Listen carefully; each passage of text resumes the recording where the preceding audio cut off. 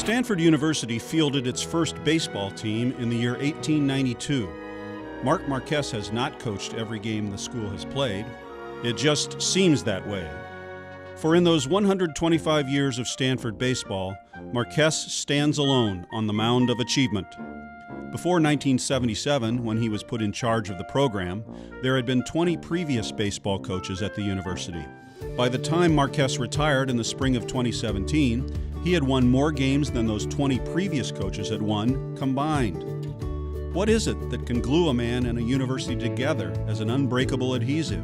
How does that happen? His passions were to, help young men mature and graduate and teach them to play baseball at the highest level. It gave him obviously the resources necessary. It gave him a great school to recruit to, great baseball facilities to train his players. I just don't think there was any other place he would ever want to be other than on the campus of Stanford University. Stanford and Marquess just made sense together. They made sense in 1965 when he showed up as a freshman from Stockton. It made sense when Marquess, a political science major, wound up with a freshman roommate named Mitt Romney. It made sense when Marquess could mix his academic interests with two different sports. In football, Marquess played 4 different positions. In baseball, he started 3 years at first base while earning All-Conference and All-America recognition. Following his graduation, Marquess spent 4 seasons in professional baseball, but returned to Stanford when he was offered an assistant coaching job. Within 5 years, he had ascended to the head position and began building a system that turned the school's sunken diamond into a classroom of success. 16 times, Marquess guided the Cardinal to the College World Series. 12 times, Stanford won conference titles. And during the glorious run of 1987 and 1988, Stanford claimed back-to-back NCAA championships. Once more, Marquess and Stanford just made sense, fitting as comfortably as the number 9 jersey he wore.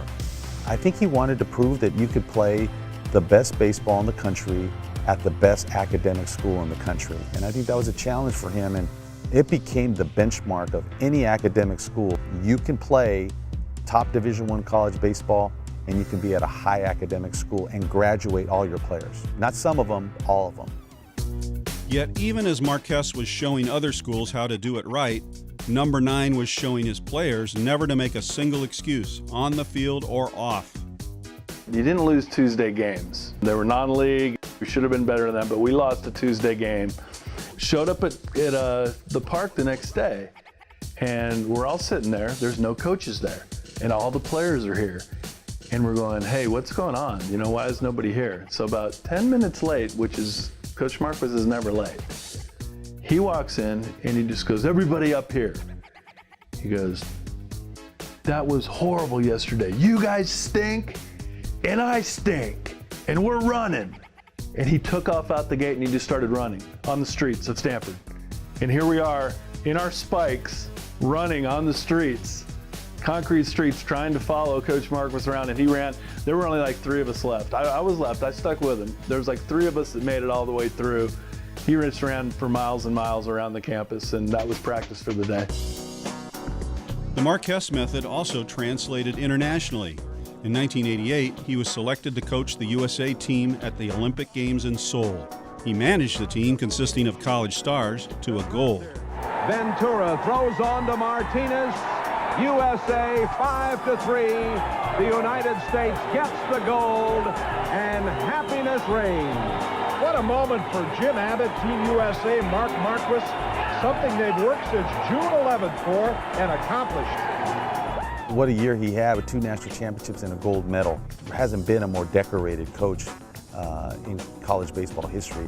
Winning the national championships, yes, that's a special thing, and the winning percentages and all that, but the type of players that have come out of that program and the success that a lot of us have had at the next level, and the type of coaches that he's turned guys into as well, I think is probably what will be the legacy that'll last. As Marquess completed his final season, he was rightfully honored as the 4th winningest coach in Division I baseball history, finishing with exactly 1,627 victories. On this evening, however, we honor Marquess for, yes, the way he and Stanford made sense and fit together so adhesively, but also how his work ethic and overall philosophy fit so perfectly into the San Jose Sports Hall of Fame.